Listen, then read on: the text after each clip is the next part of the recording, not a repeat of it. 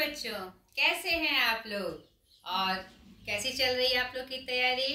बार बार एक ही प्रश्न नहीं, क्योंकि अभी सबसे ज्यादा जरूरी आपकी तैयारी है। मैं प्रीता कुमारी झा फिर एक नए क्लास के साथ हाजिर हूँ। आज यूनिट 7 लेकर हिंदी कहानी।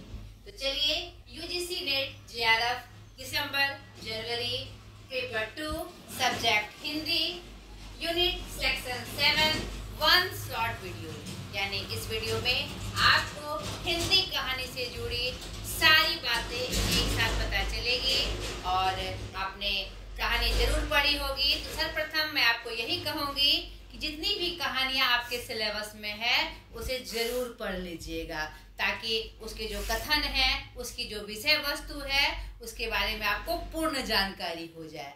और मैं इस वीडियो में फोकस करूंगी वह कहानी, रचनाकार कौन है, उसका प्रकाशन वर्ष, ठीक है, और कुछ मुख्य पॉइंट जो आपके लिए बहुत आवश्यक है। तो चलिए, इस महा मैराथन रिवीजन में हम स्टार्ट करते हैं आज का यूनिट हिंदी कहानी। चलिए, ढेर सारी शुभकामनाओं के साथ आज का यह पार्ट मैं स्टार्ट करती हूँ। आपका के लिए जो मैंने मेहनत की है वह सफल हो जाए। और मैं आपसे पुनः कह रही हूँ कि मेरे चैनल को सब्सक्राइब करें, शेयर करें और मुझे सपोर्ट करें, ठीक है। तो हिंदी कहानी, पहली जो कहानी है, इसमें आपके सिलेबस के अनुसार मैं आपको बता दूं, ये पूरी कहानी का सिलेबस है। आप इसमें सबसे पहले कहानी और कहानीकार का नाम आपको याद कर लेना है, यह बहुत आवश्यक है, ठीक है। राजेंद्र घोष बंग महिला, चंद्रदेव से मेरी बातें और दुलाई वाली, माधवराव स्प्रे, एक टोकरी भर मिट्टी, सुभद्रा कुमारी चौहान, राही, प्रेमचंद, ईदगाह, दुनिया का अनमोल रतन, राजा राधिका रमन प्रसाद सिंह, कानों में कंगना, चंद्रधर शर्मा गुलेरी, उसने कहा था, जयशंकर प्रसाद आकाशदीप, निर्मल वर्मा परिंदे, जैनेन्द्र कुमार अपना अपना भाग्य, फणीश्वर नाथ रेणु, तीसरी कसम और लालपान की बेगम, अज्ञे, गैंग्रीन, रोज, 2 नाम से ये कहानी प्रामाणिक रूप से प्राप्त है, शेखर जोशी, कोसी का घटवार, भीष्म साहनी का अमृतसर आ गया और चीफ की दावत, कृष्णा सोपती जी का सिक्का बदल गया, कमलेश्वर जी का राजा निर्वंशिया, और 2 कहानी ज्ञान रंजन की पिता और हरिशंकर परसाई जी का इंस्पेक्टर मतादीन चांद पर। चलिए, अब एक एक करके इसके बारे में हम जाने। तो पहली कहानी मेरी चंद्रदेव से मेरी बातें, हमारी जो बंग महिला है, हमारी राजेंद्र वाला घोष जी, जिनकी 2 कहानियां यहाँ पर संकलित है। तो पहला चंद्रदेव से मेरी बातें, जिसका प्रकाशन वर्ष 1904 और जो सरस्वती पत्रिका में प्रकाशित थी। इसकी प्रमुख पात्र चंद्रदेव एवं लेखिका जो चंद्रदेव से संवाद कर रही हैं। और दूसरी कहानी है दुलाई वाली, वर्ष 1907, सरस्वती पत्रिका, जो मनोरंजन प्रधान कहानी है, ठीक है। तो सर्वप्रथम हम इसके प्रमुख पात्र को देख लें। वंशीधर नवल किशोर, दुलाई वाली, जानकी देई, वंशीधर की पत्नी, सीता, जानकी की बहन, उम्र 10 वर्ष, नवल किशोर द्वारा अपने मित्र वंशीधर से रेल में किए गए मजाक की सरस कहानी। तो पहले मैं दोनों कहानी के बारे में थोड़ा थोड़ा आपको परिचय दे दूं। पहली जो कहानी है चंद्रदेव से मेरी बात, वह कहानी इन्होंने, इस कहानी में, ये मैंने आपको बताया सरस्वती पत्रिका में प्रकाशित हुई थी। हिंदी साहित्य में जो नारी आधुनिकता की शुरुआत करने वाली यह पहली लेखिका थी। यह पहली राजनीतिक कहानी है जो पत्रात्मक शैली में लिखी गई है, ये बात आप याद रखिएगा। इसमें लॉर्ड कर्जन पर व्यंग किया गया है। इसकी भाषा व्यंग्यकार जैसी है, व्यंग्य रूप में है। और लॉर्ड कर्जन जो थे उस समय के तात्कालिक समय में भारत के वायसराय थे, ठीक है, जिसने 1905 में बंगाल विभाजन का कार्य किया था। तो सारी बातें इस कहानी में अप्रत्यक्ष रूप से कर्जन के ऊपर ही कही गई है, लॉर्ड कर्जन के ऊपर ही कही गई है। ठीक है, इसका जो केंद्रीय विषय है वह अर्थ, नीति व राजनीति है। और मैंने कहानी के पात्र के बारे में भी आपको बता दिया। तो उनकी जो व्यवस्था थी लॉर्ड कर्जन की और जो नीति थी उसका ही सीधा जो कटाक्ष है इस कहानी के माध्यम से किया गया है। ठीक है, अब आपकी दूसरी कहानी जो है दुलाई वाली। दुलाई वाली का तात्पर्य क्या होता है? घूंघट वाली। नहीं, तो यह जो कहानी है आपकी दुलाई वाली, इसमें जो कथा आती है तो यहाँ पर जो नवल किशोर हैं, जो वंशीधर के मित्र हैं, वह क्या कहते हैं, मजाक करने के लिए घूंघट ओढ़कर, मतलब रेल के डब्बे पर आधारित यह कहानी है और एक दोस्त के साथ एक मजाक और बड़े ही सरलतापूर्ण ढंग से कही गई यह कहानी है। तो इसमें नवल किशोर एक औरत बनकर, घूंघट वाली औरत बनकर, मतलब कि गाड़ी के पूरे सफर में उसे असमंजस में रखते हैं, वंशीधर जी को असमंजस में रखते हैं और यह कहानी बहुत ही सरल तरीके से, सुंदर रूप से आगे बढ़ती है। तो यह कहानी हिंदी की प्रथम मौलिक कहानी का श्रेय प्राप्त करती है और इसमें स्थानीयपन, यथार्थ और पात्र के अनुरूप भाषा के कारण इस कहानी को श्रेष्ठ माना गया है। इसे मनोरंजन प्रधान कहानी के रूप में शामिल किया गया है। कहानी की शुरुआत काशी और समाप्ति इलाहाबाद में होती है।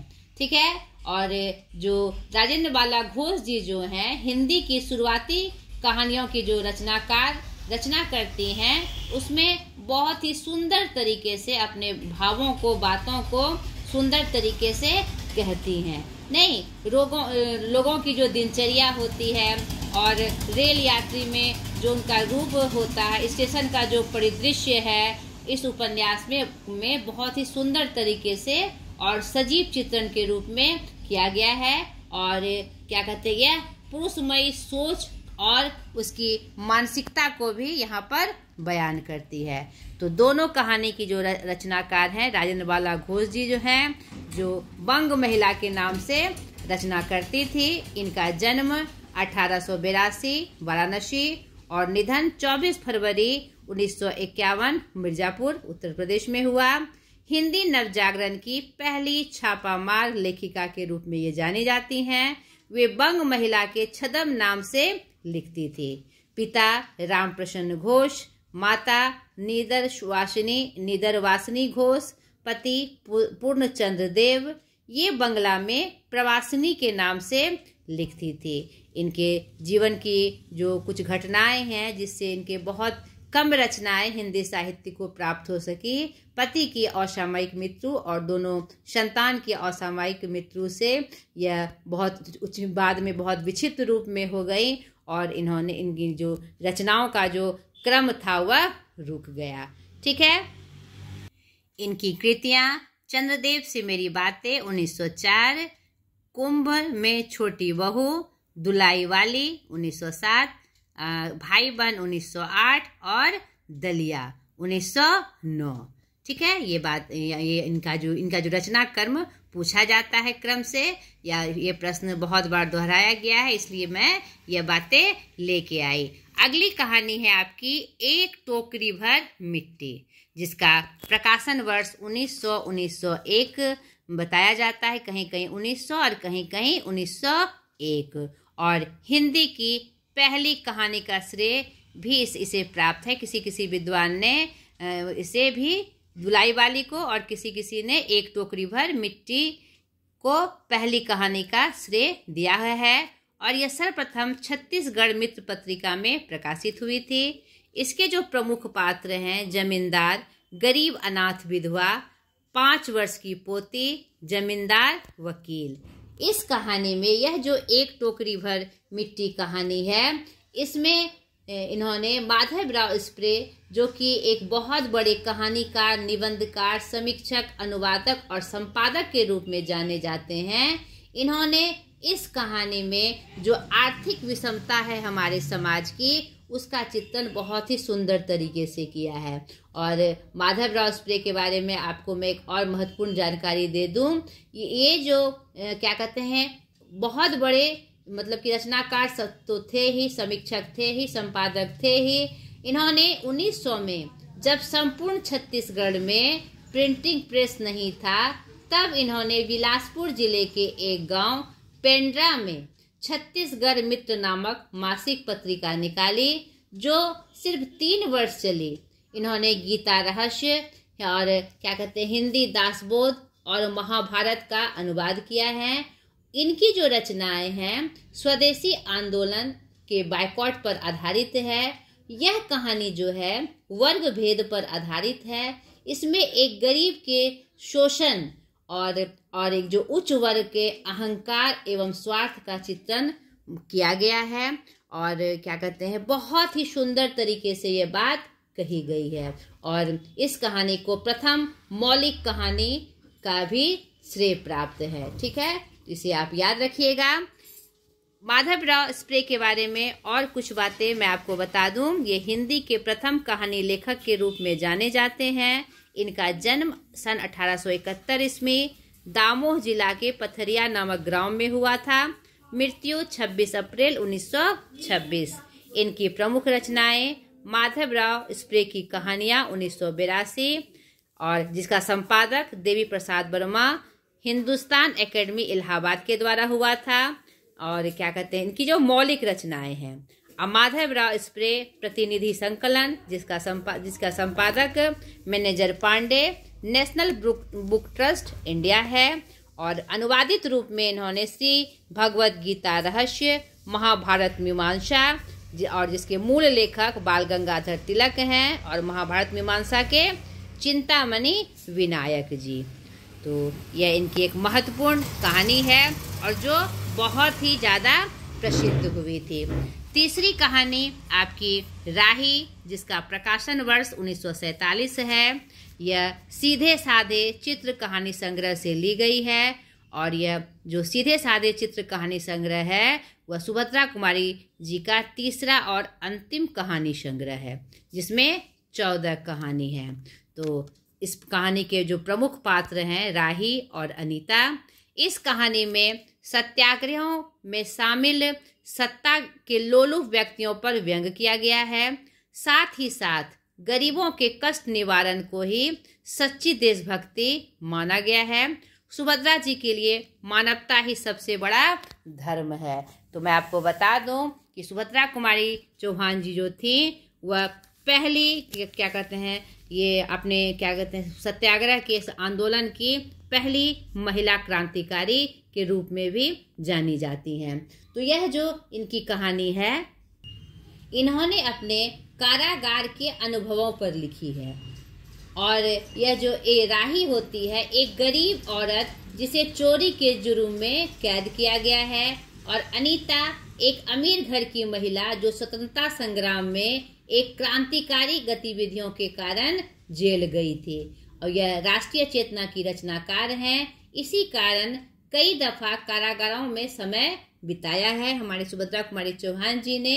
तो इसी का अनुभव वह इस कहानी में वर्णित करती हैं कि इस कहानी में यह दिखाया गया है कि कैसे जो जेल में जो बंद कर दिया जाता है, कभी कभी मजबूरी वश भी क्या कहते हैं लोगों को बंद कर दिया जाता है। और कभी कभी जो अनीता का रूप यहाँ दिखाया गया है उसमें वह एक क्रांतिकारी की भूमिका में थी, लेकिन जबरदस्ती उसे जेल में दे दिया जाता है। तो यहाँ पर जो रूप है मानवता का जो असली रूप है उसका चित्रण करते हुए यहाँ पर राही जो कहानी के मुख्य पात्र हैं उसका जो मार्मिक वर्णन है इस कहानी में किया गया है कि अपने बच्चे के लिए अगर चोरी करना माँ के लिए गुनाह है तो यह गुनाह जायज है या नाजायज, यह प्रश्न चिन्ह वह समाज पे लगाती है और बहुत सुंदर तरीके से इस कहानी का वर्णन करती है।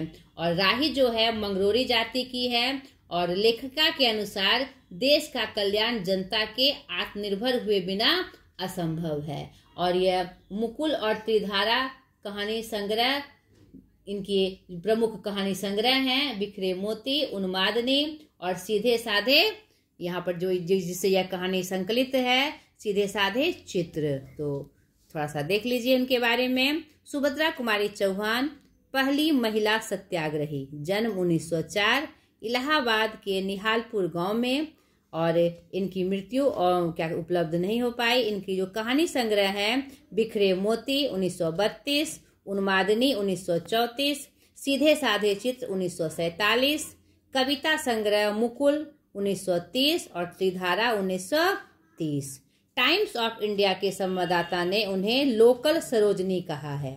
इनकी जीवनी मिला तेज से तेज उनकी पुत्री सुधा चौहान ने लिखी, जो हंस पत्रिका इलाहाबाद में प्रकाशित हुई है। ठीक है। और क्या कहते हैं, इनकी जो मृत्यु है 15 फरवरी 1948 को हुई। यहाँ पर मैं लिखना भूल गई थी। इनकी मृत्यु 15 फरवरी 1948 को हो गई। ठीक है, ये आप याद कर लीजिएगा। अगली कहानी है प्रेमचंद का ईदगाह। यह कहानी बचपन में हम सबों ने पढ़ी है और यह कहानी हामिद और हामिद की दादी अमीना को कोई नहीं भूल सकता। ईदगाह 1933 प्रकाशन वर्ष, सर्वप्रथम चांद पत्रिका में प्रकाशित, मानसरोवर 1 में संकलित, जिसमें 27 कहानियां हैं। ये प्रश्न पूछे जाते हैं, इसका भी आप याद रखिएगा कि मानसरोवर भाग में कितनी कहानियां संकलित है, कितनी बार ये दोहराया गया है और सर्वप्रथम किसमें यह कहानी प्रकाशित हुई थी। ठीक है। इसके जो प्रमुख पात्र हैं, हामिद जिसे 3 पैसे मिले थे, ये भी आप याद रखिएगा, उम्र 4-5 वर्ष। अमीना हामिद की बूढ़ी दादी। मोहम्मद मोहसिन जिसे 15 पैसे मिले थे ईदगाह में जाने के लिए। नूरे सम्मी महमूद जिसे 12 पैसे मिले थे ईदगाह में जाने के लिए। आबिद हामिद का पिता और चौधरी कायम अली आदि। ठीक है। इनकी ये प्रेमचंद की 2 कहानी यहाँ पर आपके सिलेबस में संकलित है और यह कहानी जो बाल मनोवैज्ञानिक पर आधारित है और इसमें भी इस कहानी के माध्यम से जो आर्थिक विषमता है हमारे समाज की और जो दिखावे की प्रवृत्ति है उसका भी चित्रांकन इस कहानी के माध्यम से हमें प्राप्त होता है। दूसरी जो कहानी इनका है दुनिया का सबसे अनमोल रतन, जिसका प्रकाशन वर्ष 1907, जो सोजे वतन जो 1908 में प्रकाशित की गई थी, कहानी संग्रह से ली गई है। इसमें 5 कहानी है, ये भी आप याद रखिएगा अच्छे तरीके से। इसमें 3 रत्नों की जो बात कही गई है, कैदी के आंसू, सती की चिता की राख और खून का कतरा जो वतन की हिफाजत के लिए था। इसके प्रमुख पात्र दिलफिगार और जो इस कहानी का नायक है और दिलफरेब जो इस कहानी की नायिका है। इस कहानी में जो ये कहानी है सोजे वतन, उस समय हमारे देश में राष्ट्रीय आंदोलन का समय था और इस कहानी के माध्यम से लेखक यह दिखाते हैं कि दुनिया में जितने रत्न है सबसे कीमती रत्न होता है देश के प्रति समर्पित हो जाना। सबसे बड़ा कर्तव्य क्या है? देश के प्रति समर्पित हो जाना। उस समय जो हालात थे भारत के, तो उसमें एक जोश भरने के लिए, एक ऊर्जा भरने के लिए, राष्ट्रीय आंदोलन में को एक सही रूप देने के लिए, जन जागृति के लिए यह कहानी बहुत पसंद की गई थी और इसने बहुत असर किया था। ठीक है। अगली कहानी है कानों में कंगना, जिसका प्रकाशन वर्ष 1913 है और यह जो कहानी है राधिका रमन प्रसाद जी की प्रमुख कहानी है। इसमें जो इंदु पत्रिका में प्रकाशित और कुसुमांजलि कहानी संग्रह से संकलित है। इसके जो प्रमुख पात्र हैं योगेश्वर किरण के पिता और नरेंद्र के गुरु भी थे। किरण नरेंद्र की पत्नी, नरेंद्र कथावाचक और मोहन नरेंद्र का मित्र, किन्नड़ी नाचने वाली और जूही। इस कहानी का केंद्रीय पात्र एवं कथावाचक नरेंद्र का किरण से प्रेम, विवाह और फिर किन्नड़ी के सौंदर्य से वशीभूत हो प्रेम विमुख हो जाने और अंत में किरण के प्राण त्याग के समय वास्तविकता के एहसास की कहानी है। और इस कहानी में यह दिखाया गया है कि मनुष्य के विवेक को मतलब कि जागृत करने का जो सूक्ष्म वर्णन है इस कहानी से प्राप्त होता है कि कैसे मनुष्य के जीवन में वासना और प्रेम का जो भेद है इसमें स्पष्ट रूप से दिखाया गया है। इसका प्रारंभ बहुत क्या कहते हैं आनंदप्रद और जो अंत है बहुत ही दुखद है। तो इसकी ये कहानी आपने पढ़ी होगी तो आप इसकी विषय वस्तु आपको जरूर पता होगी। तो इससे संबंधित जो बातें हैं आपको याद रखनी है। राजा राधिका रमन सिंह के बारे में थोड़ी जानकारी आपको दे दूं। शैली सम्राट के रूप में ये जाने जाते हैं। द्विवेदी युगीन लेखक में विख्यात। इनका जन्म 10 सितंबर 1890 शाहाबाद सूरीपुरा बिहार में हुआ था। इनकी मृत्यु 24 मार्च 1971 को हुई थी। अगली कहानी है उसने कहा था, जिसका प्रकाशन वर्ष 1915 है, जो फ्लैशबैक शैली में लिखा गया है। सरस्वती पत्रिका में प्रकाशित। इसके जो प्रमुख पात्र हैं सूबेदार लहना सिंह, बोधा सिंह, सूबेदार हजारा सिंह, वजीर सिंह, कीरत सिंह, सूबेदार निहोराम, लेफ्टिनेंट साहब अतर सिंह और डाक बाबू। ठीक है, जिनका डाक बाबू का वर्णन है इसमें, जिसको पोलू राम के नाम से जाना जाता है। तो यह जो कहानी है, इस कहानी के माध्यम से यह दिखाया गया है कि प्रेम के प्रति जो समर्पण की भावना है, नहीं प्रेम दिखावे की चीज नहीं, यह समर्पण की भावना है और एक दूसरे का जो आत्मविश्वास है उसकी उस भावना का यहाँ चित्रण इस कहानी में दिखाया गया है। और यह बहुत ही प्रसिद्ध कहानी है जो उस समय में बहुत ज़्यादा पसंद की गई थी। इसमें क्या कहते हैं सूबेदार द्वारा और सूबेदारनी का जो किरदार है, इसमें फ्लैशबैक में उसके बचपन का रूप और बाद में क्या कहते हैं जो वहाँ युद्ध भूमि है उसके वर्णन के माध्यम से इस कहानी को बहुत सुंदर तरीके से हमारे चंद्र शर्मा गुलेरी जी कहते हैं। इस कहानी को आप जरूर पढ़ लीजिएगा ताकि उसकी विषय वस्तु आपको पता चल जाए। चंद्र शर्मा गुलेरी के बारे में कुछ बातें मैं आपको बता दूं। हिंदी के कथाकार, व्यंग्यकार एवं निबंधकार। जन्म 7 जुलाई 1883, जयपुर राजस्थान। मृत्यु 12 सितंबर 1922। पिता पंडित शिवराम शास्त्री हिमाचल के गुलेर गांव के निवासी थे, इसीलिए इनके नाम के साथ चंद्र शर्मा गुलेरी लगा हुआ है। माता लक्ष्मी देवी। अगली कहानी है आकाशदीप, यह जिसका प्रकाशन वर्ष 1928, कहीं कहीं 1929 होता है और यह इसी नाम के कहानी संग्रह से संकलित है, यानी आकाशदीप कहानी संग्रह के नाम से ही यह संकलित है। इसमें 19 कहानियां हैं। इसके जो प्रमुख पात्र हैं बुद्धगुप्त, ताम्रलिप्त का एक क्षत्रिय, चंपा नगरी की क्षत्रिय बालिका और इस कथा का नायक जया जंगली श्यामायुक्ता और वनिक मणिभद्र, जो एक क्या कहते विलेन के रूप में होता है, वनिक मणिभद्र। यह जो कहानी है कर्तव्य और प्रेम के अंतर द्वंद्व से जूझती हुई चंपा द्वारा संपूर्ण जीवन कर्तव्य के लिए समर्पित करने की कहानी है। ये जो हमारे लिए प्रेरणा स्रोत है, आज के संदर्भ में यह बहुत ही प्रासंगिक है। इसके रचना लेखक जयशंकर प्रसाद जी हैं, उनके बारे में थोड़ी जानकारी। छायावाद के प्रमुख स्तंभ। जन्म 30 जनवरी 1889 बनारस काशी में। मृत्यु 15 नवंबर 1937 बनारस काशी में ही। पिता बाबू देवी प्रसाद, माता मुन्नी देवी। और इसके बारे में बहुत सारी जानकारी मैंने पीछे आपको हिंदी साहित्य के इतिहास और उपन्यास में बताई है। ठीक है, अगली कहानी है परिंदे, निर्मल वर्मा, जिसका प्रकाशन वर्ष कहीं कहीं 1957, कहीं कहीं 1958 बताया गया है। और ये इसलिए बताया गया है क्योंकि जो परिंदे कहानी है जो सर्वप्रथम प्रकाशित हुई थी हंस पत्रिका में, वह 1957 में हुई थी और परिंदे कहानी संग्रह जो है 1960 में प्रकाशित हुई थी, इसीलिए इसका वर्णन 1957 और 1960 बताया जाता है। मैंने 58 बता दिया, 1960, जिसमें 7 कहानी है। ठीक है, इसके जो प्रमुख पात्र हैं वानप्रस्थ जी, मुराद अली, नत्थू, जनरल सिंह, हरनाम सिंह, रिचर्ड, बख्शी जी, लीजा और बंतो। तो यह कहानी जो है हिंदी साहित्य में एक नई कहानी आंदोलन का अग्रदूत मानी जाती है। यह कहानी उन लोगों की दास्तां है जो अपनी भावनाओं और मानसिक उलझनों के कारण एक दूसरे से दूर हो जाते हैं। इस कहानी में प्रेम, उदासी और अलगाव का खूबसूरत चित्रण मिलता है। और इसके जो रचनाकार हैं निर्मल वर्मा, उनके बारे में थोड़ी जानकारी। नई कहानी आंदोलन के अग्रदूत, जिसमें उनकी पहली कहानी संग्रह परिंदे को इसका पहला हस्ताक्षर माना जाता है, याद रखिएगा ये बात।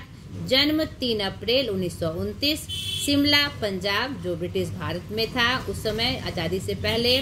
मृत्यु 25 अक्टूबर 2005, नई दिल्ली, भारत। अगली कहानी जो आपकी है, इसमें अपना अपना भाग्य, जो जैनेन्द्र कुमार द्वारा लिखित है, प्रकाशन वर्ष 1931, वातायन कहानी संग्रह से, जिसमें 13 कहानियां हैं जो संवाद शैली में लिखी गई है। इसके जो प्रमुख पात्र हैं, कथावाचक, लेखक के मित्र, बालक 10 वर्ष जो बेघर पहाड़ी बच्चा है। इस कहानी में एक गरीब लड़की के ऊपर यह केंद्रित है, यह कहानी, जो अभाव के कारण उपेक्षित जीवन जीने के लिए मजबूर है। सहायता न मिलने पर अपनी जान गंवा बैठता है। इस कहानी में लेखक ने अमीरों के द्वारा गरीबों के उपेक्षित और निर्दयी व्यवहार को दर्शाया गया है। समाज के अमीर लोग सिर्फ बड़ी बड़ी बातें करते हैं और गरीबों के भाग्य को का दोषी ठहराकर उन्हें अपने भाग्य के सहारे छोड़ देते हैं और अपने कर्तव्य को पूरा मान लेते हैं। तो यह जो कहानी है आज के संदर्भ के लिए एक चैलेंज है हमारे लिए कि ऐसा नहीं है। ऐसा अगर हम करते हैं तो यह हमारी कोरी मानसिकता को दिखाता है और ये मानवता के सही रूप का दर्शन नहीं कराता। इनके जो लेखक हैं जैनेन्द्र कुमार, उसके बारे में थोड़ी जानकारी आपको दे दूं। मनोवैज्ञानिक कथा साहित्य के जन्मदाता, जन्म 2 जनवरी 1905, कौड़ियागंज गांव, अलीगढ़, उत्तर प्रदेश। बचपन का नाम आनंदी लाल, निधन 24 दिसंबर 1988। अगली कहानी फणीश्वर नाथ रेणु जी की है, तीसरी कथम, जिसका दूसरा नाम उफ मारे गए गुलफाम है, उर्फ लिखा गया उफ मारे गए गुलफाम, ठीक है। प्रकाशन वर्ष 1958। यह ठुमरी कहानी संग्रह से संकलित है। इसमें 9 कहानियां हैं। सर्वप्रथम अपरंपरा पत्रिका में यह प्रकाशित हुई थी। इस कहानी में जो हीरामन, जो कहानी का मुख्य पात्र है, उसने 3 कसम खाई थी। पहली कसम थी क्या थी? अब चोरी का माल गाड़ी पे नहीं ले जाएगा क्योंकि पुलिस ने उसे पकड़ लिया था। दूसरी कसम तब खाई थी जब किसी बैलगाड़ी पर बांस की लदनी लादी थी क्योंकि उसे हीरामन को अपने बैल की बहुत चिंता थी। तीसरी कसम उसने तब खाई जब नौटंकी वाली बाई हीराबाई उसकी गाड़ी में बैठी, जिससे उसे लगा हो गया था। तो उसने तीसरी कसम इस रूप में खाई थी कि कभी अब नौटंकी वाले को गाड़ी पर नहीं बैठाऊंगा। ये जो फणीश्वर नाथ रेणु जी की एक महत्वपूर्ण कहानी है और इसके जो प्रमुख पात्र हैं हीरामन और हीराबाई है प्रमुख पात्र के रूप में, वह मैं लिखना भूल गई थी। और क्या कहते हैं, इन्होंने इस कहानी के माध्यम से एक लंबी कहानी है और यह फणीश्वर नाथ रेणु जी का ये शैली है कि वह बृहद रूप में कहानी को लिखते हैं और जो आंचलिक परिवेश है और एक साधारण मनुष्य की जो मानसिक अवस्था होती है, उन्होंने आंचलिक रूप से इसका बहुत ही सुंदर वर्णन किया है, ठीक है। फणीश्वर नाथ रेणु जी के बारे में कुछ जानकारी और इससे संबंधित प्रश्न पूछे जाते हैं। उनके जो रचनाएं हैं, प्रमुख कृति है, उसके बारे में पूछा जाता है। इनका जन्म 4 मार्च 1921 और हिंगना गांव अररिया जिला में हुआ था, जो पहले पूर्णिया का स्थान हुआ करता था। और इनका निधन 11 अप्रैल 1977। पेशा उपन्यासकार, कहानीकार, संस्मरणकार, लेखन शैली वर्णनात्मक। इनकी जो प्रमुख रचनाएं हैं, मैला आंचल, जो कि बहुत ही प्रसिद्ध उपन्यास है। तीनों मैंने अलग अलग लिख दिया है उपन्यास। मैला आंचल 1954, पढ़ती परिकथा 1957, जुलूस और दीर्घ तपा 1964, कितने चौराहे 1966 और कथा संग्रह में ठुमरी 1959, एक आदिम रात्रि की महक 1967, अग्निखोर 1973 और अच्छे आदमी 1986। और जो प्रसिद्ध कहानियां हैं उनकी, तीसरी कसम, एक आदिम रात्रि की महक, लाल पान की बेगम, पंचलाइट, तबे एकला चलो रे, ठेस और संबंधिया, ये सब उनकी प्रमुख कहानियां हैं जो बहुत प्रसिद्ध हुई थी। अगली कहानी है गैंग्रीन, जो दो नाम से हमारे साहित्य में प्राप्त होती है, और एक रोज।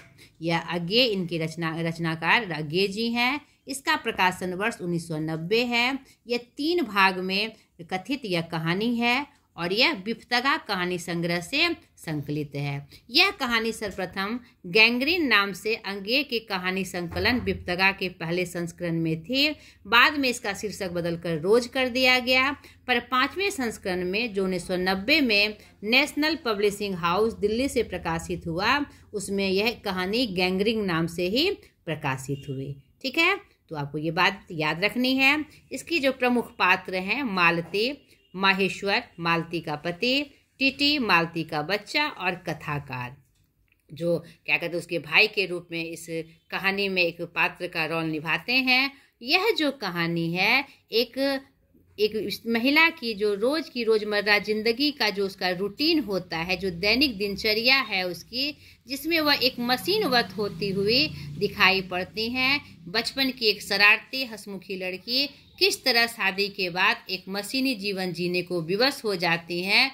उसे वह कर्तव्य समझे या अपना घुटन, या इसी का दर्शन इस कहानी के माध्यम से प्राप्त होता है। अज्ञे मूल नाम सच्चिदानंद हीरानंद वात्स्यायन अज्ञे, जो एक कहानी के रचनाकार हैं, उसका परिचय आपको दे दूं। जन्म 7 मार्च 1911 कुशीनगर उत्तर प्रदेश, निधन 4 अप्रैल 1987 दिल्ली। प्रयोगवाद के जनक इसे कहा जाता है। इन्हें साहित्य अकादमी पुरस्कार प्राप्त हुआ 1964 आंगन के पार द्वार के लिए, और भारतीय ज्ञानपीठ से भी इनको नवाजा गया 1978 कितनी नावों में कितनी बात। ये प्रश्न भी बहुत बार हमारे नेट जेआरएफ के क्वेश्चन में दोहराया गया है, इसलिए मैं यह संदर्भ रूप में लेके आई। ठीक है, अगली कहानी है कोसी का घटवार, जो शेखर जोशी द्वारा लिखित है। इसका प्रकाशन वर्ष 1957, कहीं कहीं 58 भी दिखाई पड़ता है। सर्वप्रथम कल्पना पत्रिका में प्रकाशित, जो हैदराबाद से यह पत्रिका निकलती थी। इसमें कुल 12 पात्र हैं, मगर मुख्य 2 ही पात्र हैं इसमें, लक्ष्मा और गोसाई, जो एक रिटायर्ड फौजी है। और इस कथा के माध्यम से जो प्रेम का अनुपम रूप है, इसका चित्रण बहुत ही सुंदर तरीके से किया गया है। एक मार्मिक वर्णन, कैसे एक रिटायर्ड फौजी अपने प्रेम की व्यथा दशा को अपने मन में रखकर क्या कहते हैं जीते हैं, और क्या कहते हैं जब रिटायर होकर वह फौज से रिटायर हो जाता है, जब अपने गांव आता है तो वह घटवार को लगाता है, यानी चक्की पीसने को घटवार कहा जाता है। उसे लगाता है अपने गांव के किनारे, कोसी के किनारे, और वहीं पर अपनी प्रेमिका को देखकर उनके मन में प्रेम का एक मतलब सुंदर रूप उसके मन में फिर जागता है। लेकिन जो समर्पण है प्रेम के प्रति, सिर्फ पा लेना ही प्रेम का अंत नहीं होता है। उसे चाहना और उसके लिए जीवन बिताना एक प्रेम की सुंदर नियति है। इसी का वर्णन इस कहानी में किया गया है। बहुत सुंदर तरीके से इसका वर्णन शेखर जोशी जी ने किया है। और शेखर जोशी जी के बारे में थोड़ा परिचय आप जान लें। ये शेखर जोशी आधुनिक हिंदी के सबसे बेहतरीन कथाकार। जन्म 10 सितंबर 1932, गांव औलिया, जिला अल्मोड़ा, उत्तराखंड। निधन 4 अक्टूबर 2022। ठीक है, अगली कहानी है भीष्म साहनी का अमृतसर आ गया। प्रकाशन वर्ष 1973, जो हंस पत्रिका में प्रकाशित हुई थी। प्रमुख पात्र, इसमें प्रमुख पात्र का विवरण विशेष रूप से प्राप्त नहीं है, क्योंकि यह जो कहानी है इसमें रेलवे में बैठे जो यात्री हैं, जो विभिन्न समुदाय और संप्रदाय के हैं, उनके माध्यम से जो विभाजन का जो रूप है, उसके मानसिक जो विस्तार है, उसका वर्णन इस कहानी में दिखाया गया है कि विभाजन के बाद जो भारत ही नहीं बटा, हमारी मानसिकता भी बट गई है, और जिसका फ़ायदा अंग्रेज़ों ने उठाया, और उसका बहुत ही अलग रूप हमारे भारत ने झेला। नहीं, उसका जो खौफनाक मंजर है हमारे विभाजन का, वह सिर्फ भूमि पटल पर ही नहीं, हमारे मानसिक पटल पर भी दिखता था, जिसका बहुत ही कुपरिणाम हमारे देश ने झेला। तो इसी का वर्णन इस कहानी में प्राप्त होता है। तो इसमें प्रमुख पात्र के रूप में यात्रियों का वर्णन किया गया है। अगली कहानी आपके सिलेबस में इनकी है भीष्म साहनी की चीफ की दावत, जिसका प्रकाशन वर्ष 1956 है। इस कहानी में माँ के त्याग और बेटे की उपेक्षा को दर्शाती है। इस कहानी में लेखक ने मध्यम वर्ग के व्यक्ति की महत्वाकांक्षा और अवसरवादिता को दर्शाया है। इसके जो प्रमुख पात्र हैं चीफ, श्यामनाथ, उनकी धर्मपत्नी और उनकी माँ।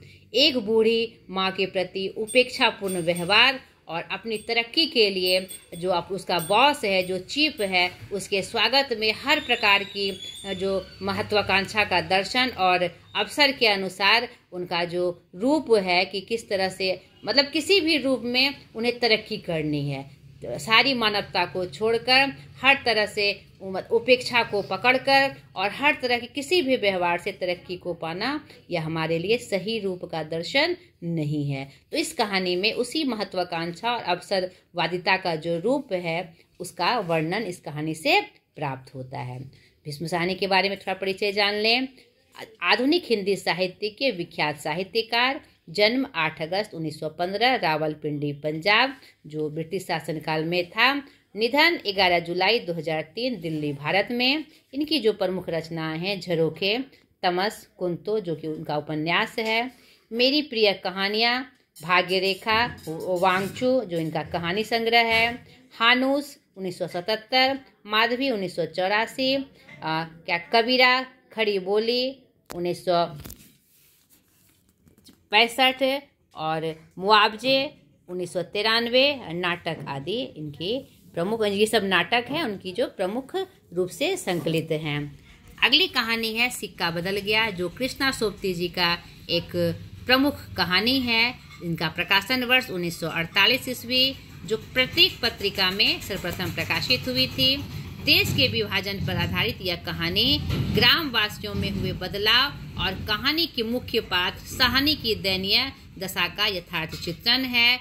वास्तव में यह भी विभाजन के का जो रूप है, जो दर्दनाक मंजर है, उसी का वर्णन ये करती हैं। बंटने के बाद जब 2 भागों में हमारा देश बंट जाता है तो जिस जगह जिसका जहाँ पर स्थान पड़ता है एक जगह से दूसरे जगह पर जाने के लिए, और ये सांप्रदायिक रूप से भी और भूखंड रूप से भी उसका जो दर्द है, जहाँ हम एक दूसरे के साथ मिलकर रहते हैं, बंटने के बाद हम एक दूसरे के दुश्मन हो जाते हैं, हीन भावना से देखने लगते हैं, उसी का चित्रण इस कहानी में किया गया है। इसके प्रमुख पात्र साहनी, शाहजी, शेरा, हुसैना, दाऊद, दादी, अम्मा आदि हैं। यह कहानी भारत पाकिस्तान विभाजन के कारण हुए विस्थापन को दर्शाती है। एक स्थान छूटने का जो दर्द होता है, जहाँ पूरा जीवन हमने बिता दिया और जहाँ से यहाँ पर साहनी के माध्यम जी से उसी का चित्रांकन इस कहानी में किया गया है कि जहाँ पूरा जीवन एक दूसरे से प्यार में बिता दिया लेकिन वह अंत में छूट रहा है, उसी दर्द को समेटे हुए इस कहानी को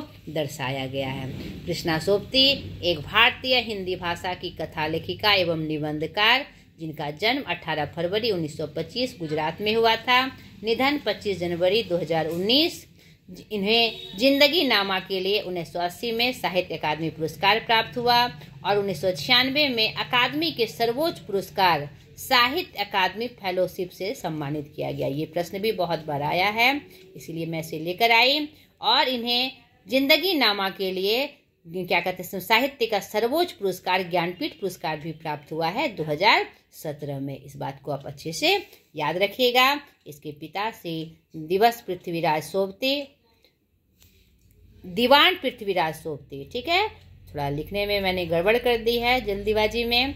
माता श्रीमती दुर्गा देवी।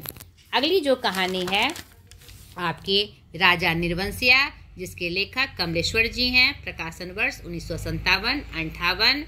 प्रमुख पात्र के रूप में बच्चन सिंह जो कंपाउंडर है, जगपति, चंदा, सकूरे, हंसराज, पंजाबी सुदर्शन, दर्जी, जमुना, सुनार, बंसी किराने वाले, मधुसूदन, मुंशी जी आदि, और राजा निर्वंशिया और उसकी रानी, जो बचपन से कहानी उन्होंने सुनी थी, उसका वर्णन 2 रूप में यहाँ दर्शित है। राजा निर्वंशिया कहानी में एक ही समय में पुराने तथा आधुनिक युग की 2 कहानी एक साथ चलती है, जो लोक कथात्मक शैली पर आधारित है। कमलेश्वर आधुनिक नई धारा के प्रमुख रचनाकार एवं पटकथा लेखक हैं। इनका पूरा नाम कमलेश्वर प्रसाद सक्सेना है। जन्म 6 जनवरी 1932, मैनपुरी उत्तर प्रदेश। कितने पाकिस्तान उपन्यास के लेखक साहित्यकार अकादमी पुरस्कार इन्हें प्राप्त हुआ?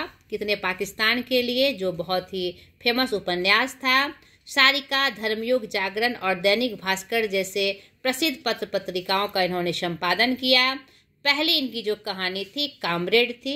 यह प्रश्न भी बहुत बार दोहराया गया है, जिसका प्रकाशन वर्ष 1948 है।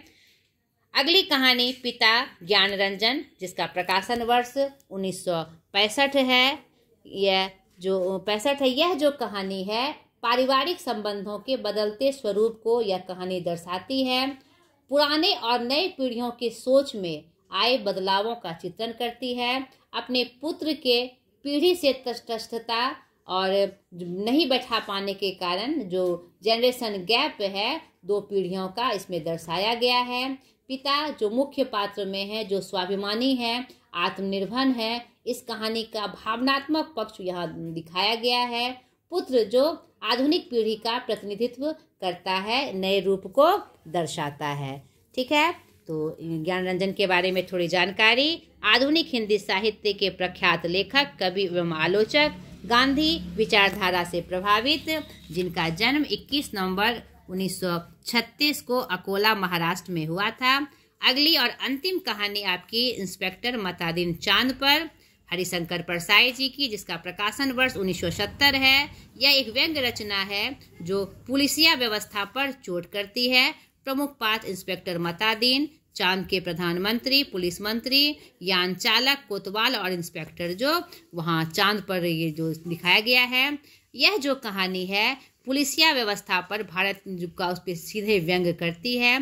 हरिशंकर परसाई जी व्यंग्यकार के रूप में जाने जाते हैं। तो उन्होंने व्यंग्य माध्यम से जो एक गंभीर विषय है हमारे समाज का, जो उस समय पुलिसिया व्यवस्था में थी, कि किस प्रकार जो जनता के रक्षक हैं भक्षक बनकर अपना काम करते हैं, इसी का वर्णन इस कहानी में दिखाया गया है। जिस पर चांद पर मतादीन को चांद पर पुलिस के रूप में बुलाया जाता है, लेकिन चांद पर पहुंचने के बाद वहां चांद की जो व्यवस्था थी, पुलिसिया व्यवस्था, एकदम गड़बड़ हो जाती है। झूठ को सही और सही को झूठ बनाने की तरकीब वहां भी स्टार्ट हो जाती है।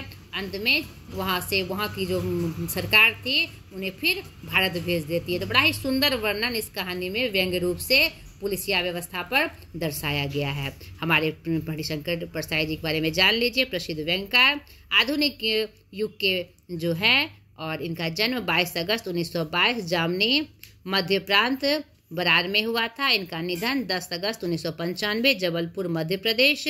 इन्हें 1982 में साहित्य अकादमी पुरस्कार प्राप्त हुआ है और शरद जोशी पुरस्कार 1992 में। यह प्रश्न भी बहुत बार आपके नेट JRF के प्रश्न में दोहराया गया है। तो यह प्रमुख कहानियाँ थी जिसका वर्णन मैंने आपसे किया। वीडियो थोड़ा बड़ा हो गया इसलिए मैंने जल्दी जल्दी इसका बखान किया, लेकिन जो आपके लिए बहुत महत्वपूर्ण था। तो आशा करती हूँ मैं आपके लिए सहायक हुई होंगी, और अगले वीडियो में फिर एक नए यूनिट के साथ मैं हाजिर हो जाऊंगी, ढेर सारी शुभकामनाओं के साथ। आज इतना ही। मेरे चैनल्स को प्लीज़ शेयर करें, सब्सक्राइब करें एंड मुझे सपोर्ट करें। बाय।